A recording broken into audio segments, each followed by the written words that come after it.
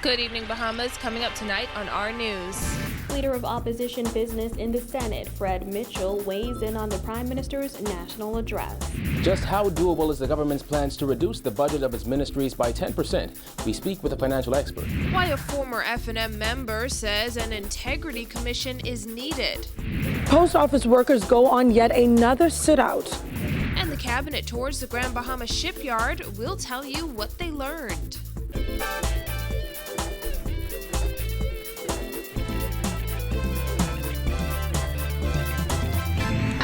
Is brought to you by Alive, the nation's newest and best LTE network.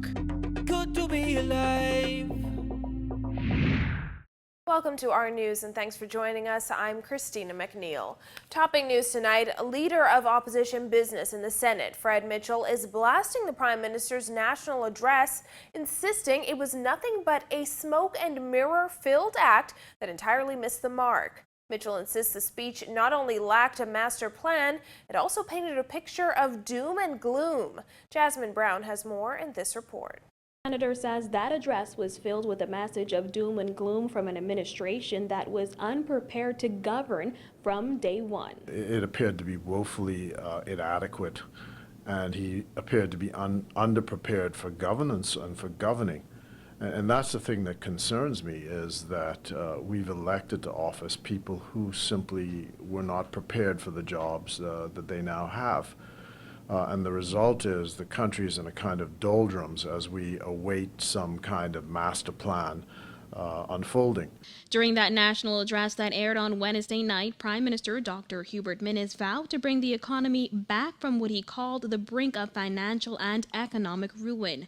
Mitchell says he found it reprehensible that the Prime Minister is still playing the blame game when he should be getting on with the business of the country. This is all just a smokescreen, smoke and mirrors. This is just an unprepared group of people who have come to office who do not know what to do and are just trying to distract attention by attacking the PLP, trying to muddy the water. The Prime Minister also announced a series of cuts to reduce public expenditure as he blamed the PLP for leaving the country in a poor financial state.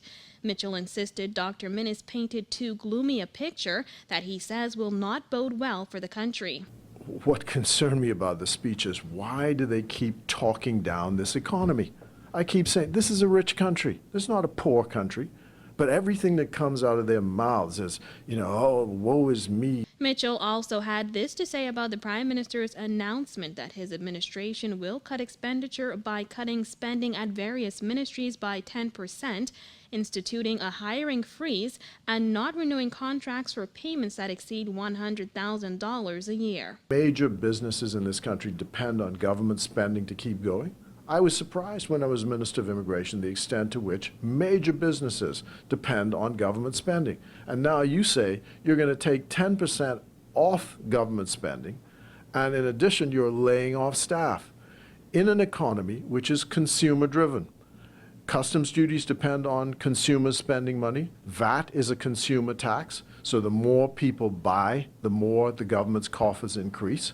So you're going to now take measures to suck life out of the economy. And then on top of that, you're talking down the economy. Now, Mitchell says given what he termed the woeful national address, the PLP will have to keep an even closer eye on the F&M administration. Reporting for our news, I'm Jasmine Brown. And President of the Bahamas Institute of Chartered Accountants, Gowan Bowe, says the government has its work cut out for it, with plans to cut the budget for each ministry by 10%. He says while he wishes the government well with its effort, it's something that should have been presented when the government's budget was passed. Kyle Joaquin tells us more. Bowe said the government's plans to reduce the budget of each of its ministries by 10% is doable, but he said it will take some painful decision-making. In reality, what he is now mandating, if you will, is starting to retrench, which we should have done a while ago. In his first address as Prime Minister, Dr. Hubert Minnis mentioned government will cut the budget for each ministry by 10%, among other measures to cut back on government spending. It's a tough venture, according to Bowe, but one that should have been done years back after the last recession, with a plan for cutbacks year after year to save the country money. And although this is a new government with a new agenda, Bowe said the Minnis administration is late with this one. I think the tough part is going to be you needed to set that tone at the beginning of the budget cycle, meaning that Ministries will have, if you will, started their strategies and their objectives based on what they thought the budget allocation was. So when you cut midstream, it is possible, and when you're in the financial situation we are, there's going to have to be hard decisions made, and not all of them are going to be easy, and some will be painful. But it has to be a very measured plan to say, well, how am I going to go about doing so? Bo said in making these cutbacks, government will have to be sure to assure the public that the productivity of ministries like national security and social services won't be affected. What really needs to be articulated for the general public to understand as well, how am I going to achieve 10% cuts? It's easy to say that, and as the CEO, which the Prime Minister is, that's the easy part. Now his vice presidents, which is his cabinet, they need to articulate, well, in my ministry, the way I'm going to do this is. That may be natural attrition in terms of head count, and I think whilst we've always boasted we've never cut the civil service even during recession, it may not be job cuts. It may be natural attrition. So those who are retiring, those who are nearing retirement, those who are on contracts not being renewed, etc., so that you start to bring those expenditures down. He said when the U.S. went through the recession in 2007 and 2008, the Bahamas' economy no doubt felt the effect through foreign direct investment and financial services. That, he added, resulted in a decline in the productivity for the Bahamas. But when it comes to this plan for a 10% cutback, Bo believes there is a way the Minnis administration can do it with as little negative effect on the country as possible. If the government goes about it in a structured way, they're not pulling out of the private sector. They're reducing the public sector costs. Now, some of that is spent in the private sector. So yes, that will be, if you will, a reduction. But that's why it's clear to say, well, in what areas? So if I cut my payroll costs by a certain extent, yes, that's going to lead to persons who would normally have spent in the economy no longer spending. However, the question is, if at the same time you're trying to build economic activity, some of those hopefully will then start to be picked up in the private sector. If you say I'm reducing my expenditure on fuel and electricity and some of the other initiatives, well, you know, were those productive sides of the economy now in terms of the high fuel bill, high energy costs, etc. And so it is now forcing the private sector to become more efficient. For our news, I'm Kyle Joaquin. A former Free National Movement member says she has a solution to claims and allegations that the Minnis-led administration is on a political witch hunt. Giorgio Bain has that story. There are a few things needed for the Minnis administration to properly follow through with its anti-corruption plans, according to former Long Island MP Loretta Butler Turner, and the establishing of an integrity commission is one of them. Prime Minister Dr. Hubert Minnis said he is disturbed that some people believe politicians in the Bahamas are above the law and should not be held accountable for alleged misconduct while in office. Former opposition leader in the House of Assembly, Loretta Butler Turner, says she is proud of the Minnis administration for following through with its plans to expose corruption, but says some of the key factors are missing. There is the whole spiel of corruption and perceived corruption by people in public service. I'm happy that the government is truly trying to move in a direction where we can begin to eradicate that. So any movement in that regard is good. Leader of the opposition, Philip Davis, wrote a letter to Minnis expressing concern surrounding alleged abuse of power in relation to the arrest of 2 former parliamentarians. According to Turner, the establishment of an integrity commission would alleviate the government of allegations of a political witch hunt. Populate the disclosure commission, because that's a statutory body. Get it populated so that it can do its job, but also simultaneously, let's start creating an integrity commission that is independent from both the executive and the legislative, that is able to send information directly to the judiciary, so there is not a semblance of political interference. I think those things are most important. Months into the Minnis administration's governance, a group called We March 2 has formed, intending to march for several things, including the Freedom of Information Act. Butler Turner said while in opposition, this was a big deal for Minnis, so she's wondering when it will happen.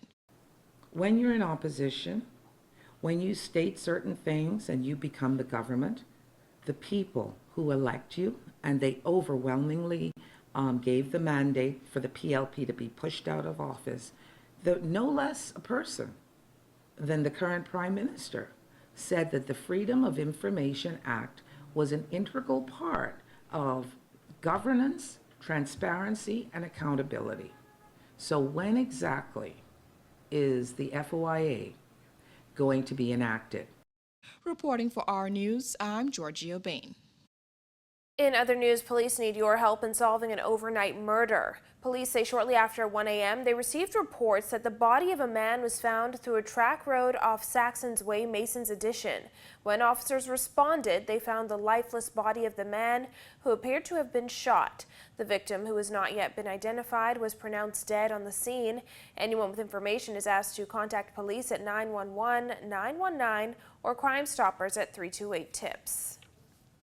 Well, workers of the Maine Post Office have gone on strike yet again, this time in response to a promise that working conditions would improve under the Minnis-led government. However, workers tell our news that they have yet to see any improvements to the deplorable conditions. April Sands reports. 2 weeks ago, officials made promises to workers of the post office that inhumane conditions would be rectified. But unfortunately, workers stood outside today refusing to go back to work until those inhumane conditions would improve. It's inhumane. It's inhumane. It's a 20-year problem that has yet to be fully addressed. According to union members who didn't want to speak on camera, those we spoke to say the issue goes beyond a malfunctioning air conditioner. But it's the smell, the mildew, and even the rodents. During his contribution to the 2017 to 2018 budget debate, Minister of Transport and Local Government Frankie Campbell said the working conditions at the General Post Office were worse than where one would keep a domesticated animal. Hot without ventilation, with restrooms out of order, and rodent droppings all over the floor. Now workers are demanding something be done, and soon. Workers say government officials claim the AC unit would be rectified by this time. But after having many false promises made in the past, workers are reluctant to stand by idly. Our news spoke to post office customers who planned to send out packages, but had to be turned away because of all the commotion. I'm speaking as a customer. I come here every morning, the clear box mail and everything, and the place is in terrible condition. As soon as you enter the place, you sweating. Outside, inside, the same atmosphere. In fact, inside possibly hotter than outside, and you could feel the humidity was going out here. It's crazy. Something needs to happen. I don't know when it can happen, but something just needs to happen. These people shouldn't have to be living this type of life. I saw the signs say open 9 to 11:30. So I come back today before 11:30 so I get my package off. It ain't happening. Everybody outside, they say ain't nothing happening, so what are they gonna do? I mean, what is this? I mean, it's very inconvenient. Yeah. But I guess I could appreciate if you live working in a hot environment. Curtis Hanna, shop steward of Bahamas Public Services Union, spoke on behalf of the union workers, saying the conditions are at the least inhumane. For the past 6 weeks, the air conditioning system here was completely out. As you know, that outside is like 91 degrees, inside is like 120 degrees because we have no kind of ventilation on the inside. We keep on getting promises that they're going to do something, and up to now, but nothing has been done. So the staff has finally taken a stand, and we decided now we're going to sit out until we get some positive answers from the government. We actually get tired now, we're fed up, and we're waiting now to see exactly what's going to happen next. Our news was unable to reach officials responsible for the post office for a response up to airtime.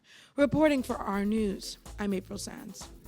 Still to come on Our News, cabinet ministers take a tour of the Grand Bahama shipyard. That and more when Our News returns.